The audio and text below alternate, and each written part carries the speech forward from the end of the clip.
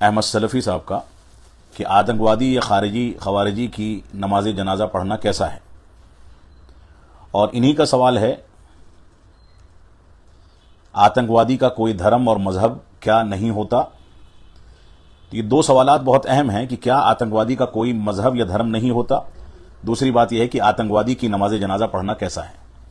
دیکھیے، دہشت گردی اور آتنکواد اور دہشت گردی جو ہے، یہ شدت پسندی جو ہے، جس کو ہم خوارج کی ایکٹیویٹی کہتے ہیں، جو خوارج ہوتے ہیں جن کو اللہ کے نبی صلی اللہ علیہ وسلم نے جہنم کا کتا کہا ہے اور جن سے اسلام نے براءت کا اعلان کیا ہے، اور ان کے اس عمل کی بنیاد پر جو دہشت گردی کا عمل ہوتا ہے اس کی بنیاد پر ان سے براءت کا اعلان کیا ہے۔ تو اگر کوئی دہشت گرد یا کوئی خارجی یا کوئی شدت پسند کوئی آتنکی حملہ کرتا ہے، کسی کی جان لیتا ہے، کہیں حملہ کرتا ہے، تو اس کا یہ عمل یقیناً اسلام سے خارج ہے۔ اپنے اس عمل میں وہ اسلام میں داخل نہیں ہے۔ یہ ایک الگ مسئلہ ہے کہ اس کی شخصیت یا اس کی ذات کون سے دھرم یا کون سے مذہب سے تعلق رکھتی ہے۔ دہشت گردی پھیلانے والا یا دہشت گردی کرنے والا کسی بھی مذہب سے تعلق رکھ سکتا ہے۔ ہم دیکھتے ہیں، واقعات آتے ہیں کہ بہت سے غیر مسلم، ہندو، عیسائی، یہودی یا مسلمان، مختلف مذاہب سے تعلق رکھنے والے کبھی کبھار خارجی فکر اختیار کر کے دہشت گردی اور اس انداز کی چیزوں میں ملوث ہو جاتے ہیں اور دنیا کے اندر آتنکواد پھیلاتے ہیں۔ تو ہم یہاں پر یہ کہیں گے کہ ان کا جو بھی مذہب ہے وہ مذہب ان کے ساتھ خاص ہے، لیکن ہم یہی سمجھتے ہیں کہ وہ اپنے مذہب کے مطابق زندگی نہیں گزار رہا، کیونکہ کوئی بھی مذہب دہشت گردی کی اجازت نہیں دیتا ہے۔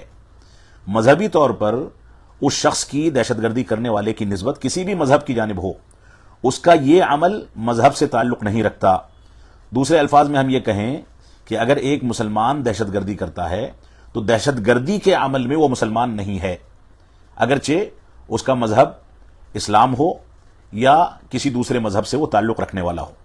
لہذا دہشت گردی کے عمل میں ہم اس کو مسلمان نہیں مانتے۔ دوسرے مسائل میں وہ جس بھی مذہب کی طرف نسبت رکھے، اس کا یہ جرم اتنا خطرناک ہے کہ ہمیں اس جانب توجہ دینے کی ضرورت ہی نہیں ہے کہ وہ کس مذہب سے تعلق رکھتا ہے۔ یہاں پر ایک بحث چھڑی ہوئی ہے کہ کیا دہشت گرد کا کوئی مذہب ہوتا ہے۔ بعض لوگ کہہ رہے ہیں یقیناً دہشت گرد کا مذہب ہوتا ہے، جیسا کہ پلوامہ میں یا مختلف جگہوں پر کچھ حملے ہوئے، اس کے نتیجے میں یہ کہا جا رہا ہے کہ وہاں حملے کرنے والے مسلمان تھے، گویا دہشت گردی کا تعلق اسلام سے ہوا۔ یہ کہنا سراسر اتہام ہے۔ اس عمل میں، دہشت گردی کے عمل میں جو شخص ملوث ہے، وہ شخص جس مذہب سے بھی تعلق رکھتا ہو، چاہے ہندو ہو، چاہے مسلمان ہو، عیسائی ہو یا یہودی ہو، یا کسی دوسرے دھرم اور مذہب سے تعلق رکھتا ہو، ہم اس عمل میں اس کو اپنے مذہب پر نہیں مانتے۔ گویا اس عمل میں وہ اپنے مذہب سے یا مذہب کی فکر سے یا مذہب کی آئیڈیالوجی سے خارج ہے، اور وہ جو عمل کر رہا ہے اس کا مذہب اس سے بری ہے۔ تو اگر کسی مسلمان نے کہیں دہشت گردانہ حملہ کیا ہے تو اس عمل میں وہ اسلام سے خارج ہے، دوسرے اعمال میں وہ اسلام میں داخل ہو یا داخل نہ ہو، یہ ایک تفصیل طلب مسئلہ ہے۔ اسلام نے دہشت گردی کو یا خوارج کو جہنم کا کتا کہا ہے۔ اس سے زیادہ شدید الفاظ کسی بھی مذہب میں نہیں استعمال کیے گئے۔ اس کے علاوہ بہت سارے ایسے الفاظ استعمال کیے ہیں اللہ کے نبی صلی اللہ علیہ وسلم نے، جس کی بنیاد پر ہم اندازہ کر سکتے ہیں۔ مثلا آپ نے فرمایا یہ خارجی یا دہشت گردی پھیلانے والا مذہب سے ویسے ہی نکل جاتا ہے جیسے کمان سے تیر نکل جاتا ہے، کمان سے تیر نکلنے کے بعد واپس نہیں آتا، ویسے ہی اپنے اس عمل کی بنیاد پر وہ مذہب اور اسلام اور اپنے دھرم سے نکل جاتا ہے۔ یہ در حقیقت اس تناظر میں سمجھنے کا مسئلہ ہے۔